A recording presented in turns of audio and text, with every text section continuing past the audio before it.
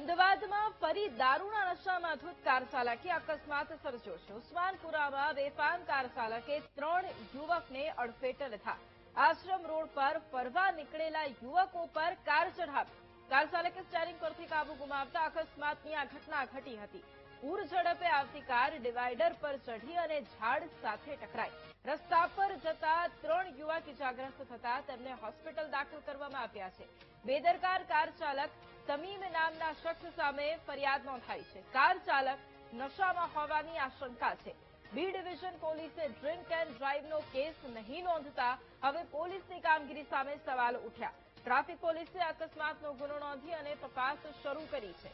અમદાવાદના આ એક દ્રશ્યો કે જ્યાં કાર ડિવાઈડર કૂદી સીધી ઝાડ સાથે અથડાઈ અને આજ મુદ્દે સંવાદદાતા અનિતા ફોન લાઈન પર છે।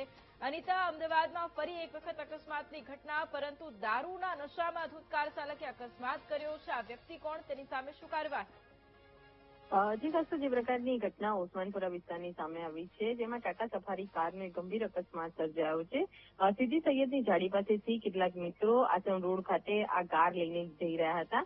એ દરમિયાન ઉસ્માનપુરા પાસે જે સ્પીડમાં ગાડી ચલાવવાની બેદરકારીથી ગાડી ચલાવવાના કારણે જે કારના જે સ્ટીયરિંગ ઉપરથી કાબુ ગુમાવતા જે આખી ગાડી જે હતી તે ડિવાઈડર પર ચડી ગઈ હતી અને ત્યાં જઈ રહેલી ક્રેટા ગાડીને પણ ધડાકાભેર અથડાઈ હતી। આ ઘટનામાં જે ગાડીમાં હાજર જે 3 જેટલા જે યુવકો જે હતા તે ગંભીર રીતના ઇજાગ્રસ્ત હતા। અફડાતફડીનો માહોલ થઈ ગયો હતો અને ગાડી જે બેદરકારીપૂર્વક ચલાવનાર જે તમીમ જે છે તેને પણ ઈજા પહોંચતા સારવાર માટે જે સ્થાનિક લોકો દ્વારા હોસ્પિટલમાં ખસેડવામાં આવ્યા છે।